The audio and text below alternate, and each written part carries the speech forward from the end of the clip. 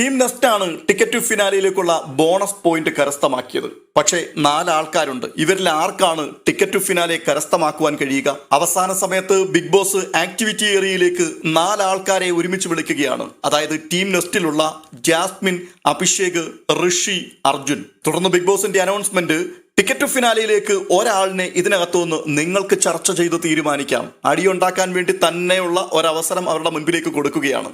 എന്നിട്ട് ഒരു ഓഫർ കൂടെ ഉണ്ട്. ടിക്കറ്റ് ടു ഫിനാലെ കരസ്ഥമാക്കുന്ന ആ വ്യക്തിക്ക് വേണ്ടി ഒരു ബോണസ് പോയിന്റ് വീണ്ടും കാത്തിരിക്കുന്നുണ്ട് എന്നുള്ളത്. പക്ഷേ അവിടെ അടിയൊന്നും നടന്നില്ല. വളരെ ശാന്തമായിട്ട് കാര്യങ്ങളൊക്കെ ചർച്ച ചെയ്ത് തീരുമാനിക്കപ്പെട്ടു. ഒന്നാമത്തെ വിഷയം ആർക്ക് വേണ്ടി ഒഴിഞ്ഞു കൊടുക്കും എന്നുള്ളതാണ്. അവിടെ 4 ആൾക്കാരും കഷ്ടപ്പെട്ട് കളിച്ചവരാണ്. അതുകൊണ്ട് 4 പേരും ആർക്കു വേണ്ടിയും ഒഴിയുവാൻ തയ്യാറല്ല എന്ന് ആരംഭത്തിൽ തന്നെ പറഞ്ഞു വെച്ചു. തുടർന്ന് ഋഷിയോട് അർജുൻ ചോദിച്ചൊരു ചോദ്യമുണ്ട്, നിനക്ക് കോൺഫിഡൻസ് ഇല്ലേ ഫൈനൽ 5ലേക്ക് കടക്കും എന്നുള്ളത്? അപ്പോൾ ഋഷി ആദ്യം പറഞ്ഞു, എനിക്ക് അങ്ങനെയുള്ള കോൺഫിഡൻസ് ഒന്നുമില്ല. പക്ഷെ പെട്ടെന്ന് ഋഷിയുടെ കയ്യിൽ നിന്ന് പോയി എന്നൊരു ചിന്തയിൽ, അല്ല അങ്ങനെയല്ല ഞാൻ പറഞ്ഞത്, എനിക്ക് കോൺഫിഡൻസ് ഒക്കെ ഉണ്ട്, എങ്കിലും ഞാൻ കഷ്ടപ്പെട്ട് കളിച്ചുവിടം വരെയോളം എത്തിയ ആളല്ലേ, അതുകൊണ്ട് തന്നെ ഇതെനിക്ക് വേസ്റ്റ് ആക്കാൻ താല്പര്യമില്ല എന്ന് പറഞ്ഞ് പെട്ടെന്ന് ആൾ മറുകണ്ഠം ചാടി. എന്നിട്ട് ഋഷി അർജുനോട് ചോദിക്കുകയാണ്, അർജുന് കോൺഫിഡൻസ് ഇല്ലേ ഫൈനൽ 5ലേക്ക് പോകുമെന്ന്? അർജുൻ ഉടനെ തന്നെ പറഞ്ഞു, എനിക്ക് കോൺഫിഡൻസ് ഇല്ല, എനിക്ക് ഭയമുണ്ട് ചിലപ്പോൾ പുറത്തു പോകുമോ എന്നുള്ളതിനെക്കുറിച്ച്, അതുകൊണ്ട് എനിക്കിത് തന്നുകൂടെ?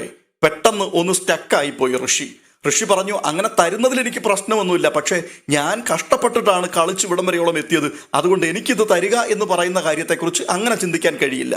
വീണ്ടും ചർച്ചകൾ മുൻപോട്ട് പോവുകയാണ്. അങ്ങനെയാണെന്നുണ്ടെങ്കിൽ കൂടുതൽ ഭൂരിപക്ഷ അഭിപ്രായം മാനിച്ചിട്ട് നമുക്ക് നോക്കാം എന്ന് പറഞ്ഞിട്ട് ആരെ സപ്പോർട്ട് ചെയ്യും എന്ന് ചോദിച്ചു. അപ്പോൾ അഭിഷേക് ഋഷിയെയാണ് സപ്പോർട്ട് ചെയ്യുന്നത്. ഋഷി അഭിഷേകിനെ തിരിച്ചും സപ്പോർട്ട് ചെയ്യുന്നു. ജാസ്മിൻ അർജുനെ സപ്പോർട്ട് ചെയ്യുന്നു. അർജുൻ തിരിച്ച് ജാസ്മിനെയും സപ്പോർട്ട് ചെയ്യുന്നു. ഇപ്പോഴും 4 ആൾക്കാരും ഒരുപോലെ തന്നെ നിൽക്കുകയാണ്. ബിഗ് ബോസ് ആകെ കൂടി 3 മിനിറ്റ് സമയം മാത്രമാണ് അവർക്ക് അനുവദിച്ചിരുന്നത്.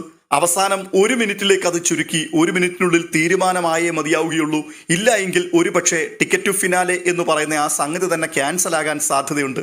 അതുകൊണ്ട് വളരെ ധീരമായിട്ടുള്ളൊരു തീരുമാനം ജാസ്മിൻ എടുത്തു, ഞാൻ പിന്മാറിയേക്കാം, എനിക്കങ്ങനെ ഭയമൊന്നുമില്ല ഫൈനൽ 5ൽ എത്തുമോ എന്നുള്ള കാര്യത്തിൽ, അതുകൊണ്ട് സന്തോഷത്തോടു കൂടി തന്നെ ഞാൻ പിന്മാറുകയാണ്. അപ്പോൾ അർജുൻ പറഞ്ഞൊരു കാര്യമുണ്ട്, ഞാൻ സപ്പോർട്ട് ചെയ്തുകൊണ്ടിരുന്നത് ജാസ്മിനെയാണ്, ജാസ്മിൻ ഇവിടെ പിന്മാറിപ്പോയി, ജാസ്മിൻ ഇല്ലാത്ത സാഹചര്യത്തിൽ എൻ്റെ സപ്പോർട്ട് ഞാൻ ഋഷിക്ക് തന്നേക്കാം എന്ന് പറഞ്ഞു. ഉടൻ തന്നെ അഭിഷേകിന്റെ സപ്പോർട്ടും ഋഷിക്ക് തന്നെ കൊടുത്തു. അങ്ങനെ ഋഷിക്ക് ticket to finale bumper lottery അടിച്ചിരിക്കുകയാണ്.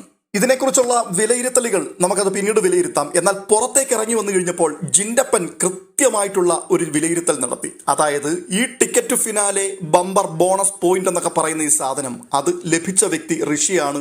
അവന് തന്നെ അത് പണിയായിട്ട് വരും. കാരണം പ്രേക്ഷകർക്ക് മുഴുവൻ അറിയാം അവൻ എന്ത് ചെയ്തിട്ട് അവിടേക്ക് വന്നതെന്നുള്ളത്.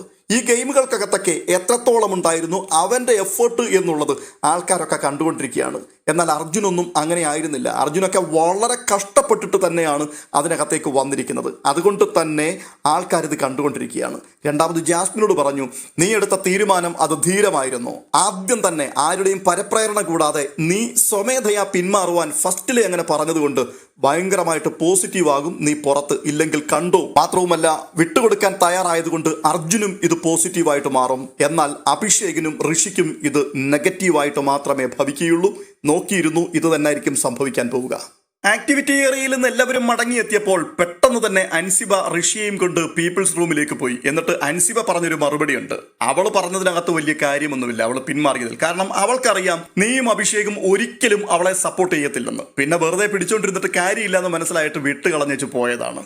എന്തായാലും ഋഷി ഇപ്പോൾ അനുകൂലമായും പ്രതികൂലമായും സംസാരിക്കാൻ വയ്യാതെ വല്ലാതെ പെട്ടിരിക്കുന്നത് പോലെയാണ് മുഖഭാവത്തിൽ കൂടി കാണുവാൻ സാധിക്കുന്നത്. പ്രേക്ഷകരായ നിങ്ങൾക്ക് എന്താണ് മനസ്സിലാകുന്നത്? തീർച്ചയായിട്ടും നിങ്ങളുടെ അഭിപ്രായങ്ങൾ കമന്റ് ബോക്സിൽ രേഖപ്പെടുത്താം. മറ്റൊരു വീഡിയോയുമായി വീണ്ടും കാണാം.